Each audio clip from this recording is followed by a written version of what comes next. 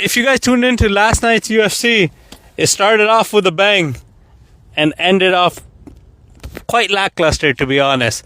But let's break down the card from the beginning to the end. What happened. We'll start off with the middleweight fight. Gregory Rodriguez versus Bruno Ferreira. This is RoboCop for anyone that doesn't know Gregory Rodriguez. You might know him as RoboCop. I was wrong on this pick. I was wrong. I believe I chose Bruno Ferreira. You're wrong on every pick. No, I wasn't wrong on every pick. Even though I was wrong on this pick too. Yeah. No, I might have chose RoboCop. I don't know if you did, and I don't remember. I doubt it. By the way, he knocked him out. Great fight. Great start to the card. Next. Oh, vicious. Hold on. Don't just go next. Vicious straight. He landed. That was a hard punch.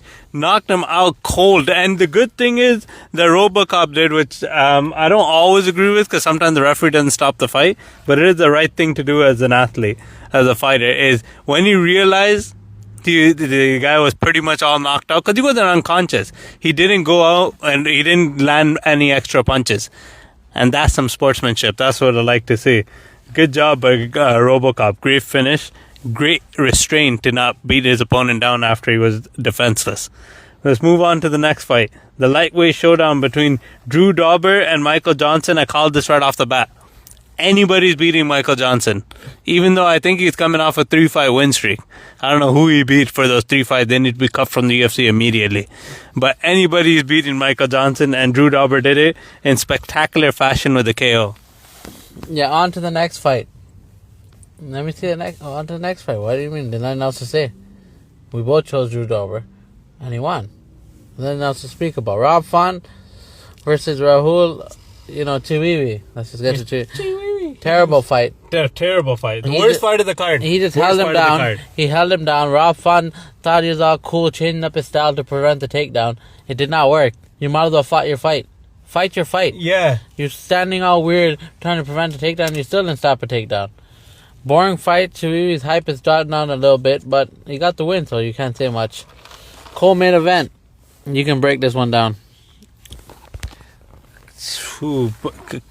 I can never pronounce the name, Barrelo versus Rainier Derrida. This was a pretty good fight. Honestly, I don't know. This right with Chiwiwi, by the way.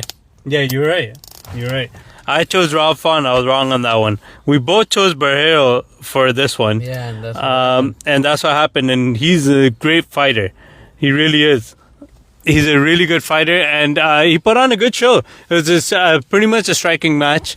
He didn't let Derrida work his game plan of taking him down. He held his own. He picked him apart.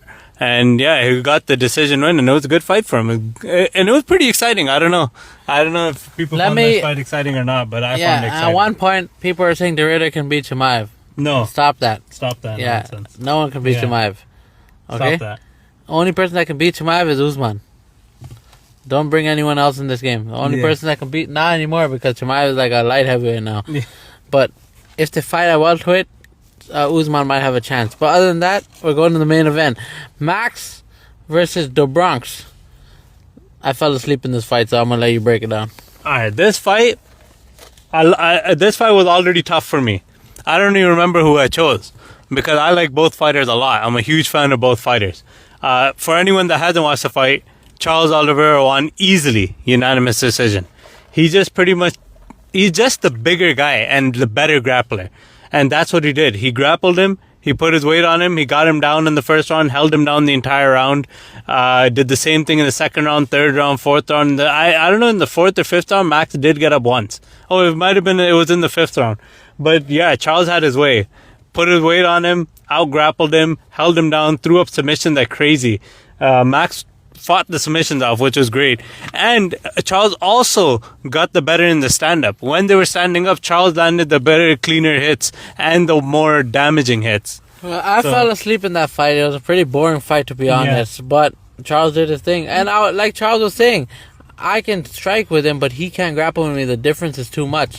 I think more than the grappling, because he did great submission defense. Normal people would get tapped out by that. Yeah, that was a lot. Most UFC fighters would be tapped out, but the Bronx taking them down that many times. But he's too small. All he did was pick him up and slam him down. That's the thing. And it got boring. I felt like I believe the 4th round. It was boring. The first 2 rounds I liked. No, it was exciting. He was out grappling him. You don't know any MMA. He was out grappling him. He's throwing up submissions. He's almost had him a few times. He landed 1 or 2 like good hits. You know, it was good first 2 rounds. Then it started getting like repetitive and boring. Are we trying to watch wrestling or are we trying to watch a fight? But that's what DC said. That's that point I want to bring up. DC said that when we're talking about the BMF. Are we talking about somebody that's going out there brawling, trying to knock somebody out? I'm not saying brawling. I like the wrestling aspect of it. But you got to throw some strikes. But he's trying to submit him. He was almost submitting him. Like everything, he was already there. He would have submitted anybody. If it was anyone other than Max, they would have probably tapped by just the neck crank. Like, some fighters, when they take you down, like the great George St. Pierre and John Jones, vicious elbows from the top. Some damage. You know? Well, he did damage him sometimes with those vicious elbows. But I want to see more of that. I think he could have finished him by ground and pound. Max did his traditional, pointing on the ground in the last thing. Charles obliged, and he got the better of that exchange as well. So, I mean, it was a great performance by Charles Oliveira. But, yeah, the problem isn't that Max is not good enough or not a good enough grappler, I think. He isn't as good as a grappler. Let's get that straight. But it's the size difference. Max needs to move back down to featherweight. It's a size difference. And it's a size difference I also got him knocked out by Ilya. The size is too much. He can't handle the power of the people at lightweight unless it's Gaethje. Unless it's Justin Gaethje, who's also going to get knocked out by Ilya Topuria coming up in the White House card. But it's the size. What I hope Max does is drop back down to featherweight, get a few wins. Hopefully Volk can keep winning, and I would like to see that rematch. I'd like to see Volk and Max one more time at featherweight. And that would be a great way for either of them to even end off their career. Because they're 2 legendary fighters, 2 of the best featherweights out there. And that's where Max needs to be. That's his weight class. He's way too small for lightweight. But anyways, lackluster ending, but a pretty good start to the card. Tune in for the next UFC. Thank you for listening.